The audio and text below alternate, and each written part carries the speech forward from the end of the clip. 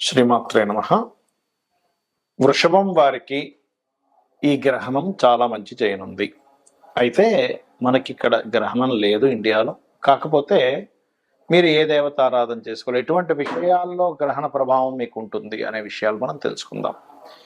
అయితే ఇక్కడ ఈ యొక్క విషయాలు చెప్తుంది నేనైనప్పటికీ చెప్పిస్తుంది సాక్షాత్ లలిత అమ్మవారిగా భావిస్తూ, ఆ లలితాంబిక అమ్మవారి యొక్క అనుగ్రహం మీకు పరిపూర్ణంగా కలగాలని మనస్ఫూర్తిగా కోరుకుంటూ, ఇక్కడ గ్రహణం అనేటువంటిది యోగంగా భావించండి. గ్రహణం అనగానే ఏదో భయపెట్టడం కాదు, ఒక యోగము. ఎందుకు యోగం అంటారు?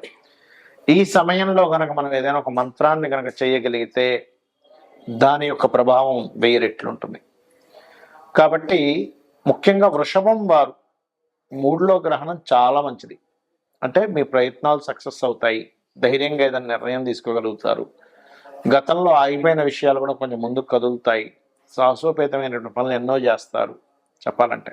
కాకపోతే ఒక్కొక్కసారి ధైర్యము సాహసం కూడా మన చేత ఒక్కొక్కసారి అవతల వాళ్ళతో కొన్ని మిస్కమ్యూనికేషన్స్ చేయిస్తుంది. కాబట్టి ఈ గ్రహణ ప్రభావం మీకు నెగిటివ్గా దేని మీద పడితే అంటే, చూసుకోకుండా ఏదైనా సంతకం పెట్టారు, ఎవరితోనైనా ఏదైనా మాట్లాడుకుంటున్నారు, కమ్యూనికేట్ చేస్తున్నారు, అవతల వాళ్ళు రావాల్సిన సమయానికి రాకపోవడము, అనుకున్న మాట వాళ్ళు తప్పడము అయినప్పుడు మనం ఒక్కోసారి ఆవేశం లేదో మాట నేస్తాం, ఏంటి ఇలా ఉన్నారేంటని. అలా కొంచెం ఆవేశాన్ని కొంచెం జాగ్రత్తగా పెట్టుకోండి. మీరు ఎక్కువగా విష్ణు సహస్రనామాలు ఎక్కువగా చేయండి. ఎంత మీరు విష్ణు సహస్రనామాలు చేస్తుంటే అంత బాగుంటుంది, గుర్తుపెట్టుకోండి. అలాగే మరొక విషయం ఏంటంటే, ఇక్కడ గమనించినట్లయితే మీరు అన్నదమ్ములు, అక్క చెల్లెళ్ళు వీళ్ళ విషయంలోని మీడియేటింగ్ చేసే విషయంలో ప్రధానంగా, అంటే మధ్యవర్తిత్వంగా ఉండి చేసేవి కొన్ని ఉంటాయి, అటువంటి విషయాల్లోని కాస్త జాగ్రత్తగా ఉండాలి, గుర్తుపెట్టుకోండి మీరు. కాకపోతే ఏ దేశంలో ఉన్న వాళ్ళకైనా సరే, ఎందుకంటే మనకి ఇండియాలో లేదు కాబట్టి వేరే ఏ దేశంలో ఉన్న వాళ్ళకైనా కానీ ఈ యొక్క గ్రహణ ప్రభావం అయితే వృషభం వారికి ఉండదు. 3వ స్థానంలో ఉన్నప్పుడు ఏమవుద్దంటే అసలు ఆగిపోయినా కూడా కాస్త మూమెంట్ వస్తుందన్నమాట. అయితే దీనికి ఏం చేయాలి? స్థితికారకుడు విష్ణువు కాబట్టి విష్ణు సహస్రనామాలు గ్రహణ సమయంలో చదవండి. చదివితే చాలా మంచిది. లేదా ఓం నమో నారాయణాయ, అంత నోరు తిరగదు అనుకునేవారు ఓం నమో నారాయణాయ అనుకోవచ్చు, అలా చేయొచ్చు. మరియు ఇక్కడ మరొక విషయం ఏంటంటే, మీరు ఈ రాశి వారికి శుక్రుడు ప్రధానంగా ఈ గ్రహణ సమయంలో ఉండేటువంటి స్థితి, ఎందుకంటే లగ్నాధిపతి కాబట్టి కొంచెం ఈ కమ్యూనికేషన్స్ విషయంలో స్త్రీలతో ప్రధానంగా కమ్యూనికేట్ చేసేటువంటి అంశాలలో చాలా చాలా చాలా కేర్గా ఉండాలి.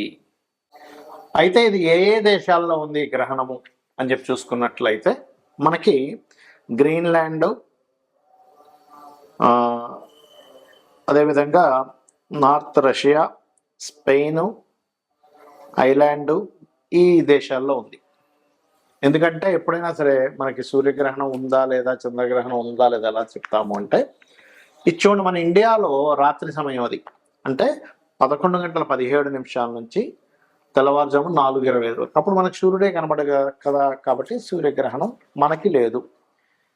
ఈ దేశాల్లో ఎవరైతే నివసిస్తున్నారో వాళ్ళకు ఉంది. ఇండియన్స్ అయినా అక్కడికి వెళ్ళి నివసిస్తున్నట్లయితే వాళ్ళకు ఉంటుంది.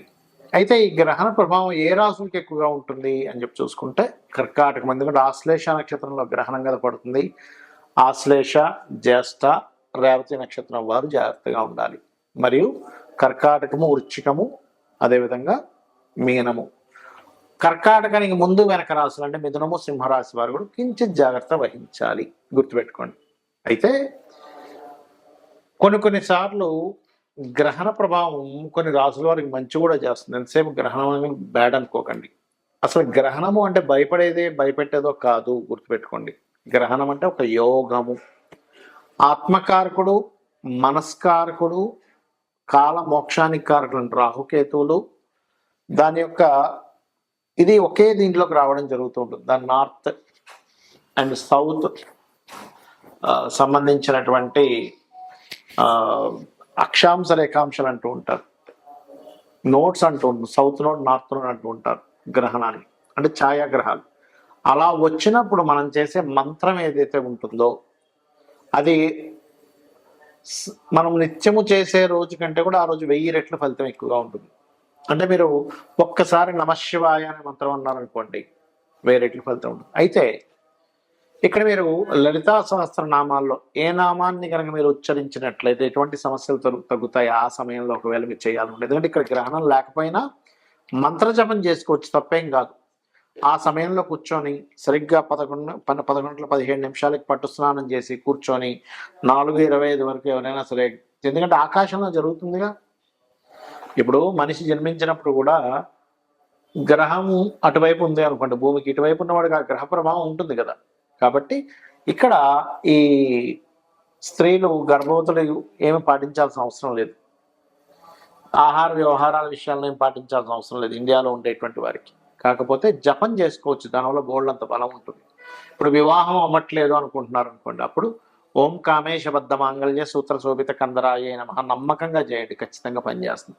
లేదంటే వివాహం అయింది, వివాహ జీవితం బాలేదు, ఓం శివకామేశ్వరాంకస్తా శివా స్వాధీన వల్లభాయ నమః. అంటే ధనానికి లోటు ఉంది, ధనం రావట్లేదు అనుకునేటువంటి వారు ఓం సంపత్కరీ సమారూఢ సింధుర వ్రజ సేవితాయ నమః, ఓం ధర్మాధ్యక్ష ధనాధ్యక్ష ధనధాన్య వివర్ధనే నమః కూడా చేసుకోవచ్చు. అలా కాదు, అప్పులు ఉన్నాయి, ఇవాళ రేపు మనం చూసుకుంటే అప్పులు ఎక్కువగా ఉంటున్నాయి జనాలకి, అలాంటప్పుడు ఓం అపర్ణాయ నమః అనే మంత్రం చేసుకోవచ్చు.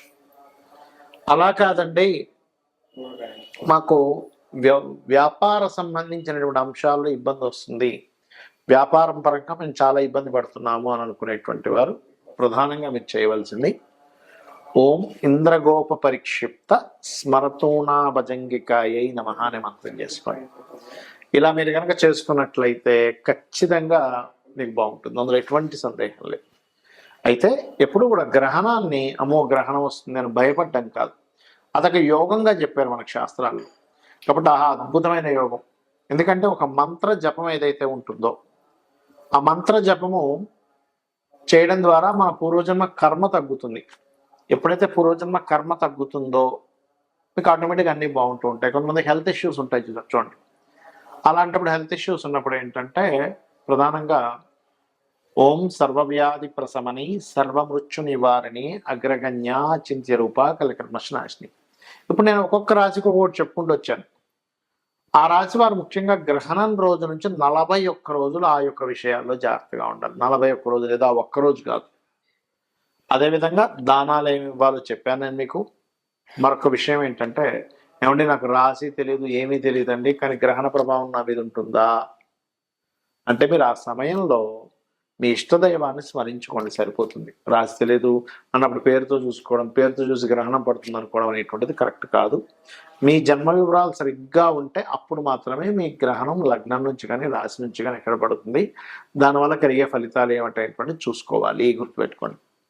అలాగే ఇంకొక విషయం ఏంటంటే, గ్రహణ సమయంలో ఎవరికైనా కానీ సన్ కనుక వీక్గా ఉన్నాడు అంటే ఆత్మకారుడు వీక్గా ఉండి వాళ్ళకి కొన్నిసార్లు పిశాచ యోగాలు అంటారు. అంటే చూడండి, కొన్నిసార్లు నిర్మానుషమైన ప్రదేశాలు వెళ్ళినప్పుడు వాళ్ళు భయపడతారు, లేకపోతే ఏదైనా రోడ్డు మీద వేసినటువంటి నిమ్మకాయలు పసుపు కొమ్ము లాంటివి తొక్కడం జరుగుతుంది, లేకపోతే మిట్ట మధ్యాహ్నం కూడా వెళ్ళకూడదని చెప్తూ ఉంటారు మన శాస్త్రంలో. అంటే సరిగ్గా 12 గంటలు బయలుదేరకరా బయటికి వెళ్ళకరా అంటూ ఉంటారు. లేదా సరిగ్గా అర్ధరాత్రి అప్పుడు చీకటిగా ఉన్నప్పుడు అమావాస్య సమయాల్లో, ఎందుకంటే ఇది అమావాస్య. ఈ అమావాస్య నాడు మన ఇండియాలో అయినా ఫారిన్ కంట్రీస్లో అయినా ఈ గ్రహణం కరెక్ట్గా మనకు అర్ధరాత్రి సమయంలో 11:15 నుంచి 4:25 మధ్యలో పడుతుంది. కాబట్టి దయచేసి బయట నిర్మానుషమైన ప్రదేశాలకు వెళ్ళకండి. ఇక్కడ కొన్ని నెగటివ్ ఎనర్జీస్కి శక్తి పెరుగుతుంది, దాని ద్వారా మీరు అనవసరంగా ఇబ్బంది పడతారు. శ్రీమాత్రే నమః.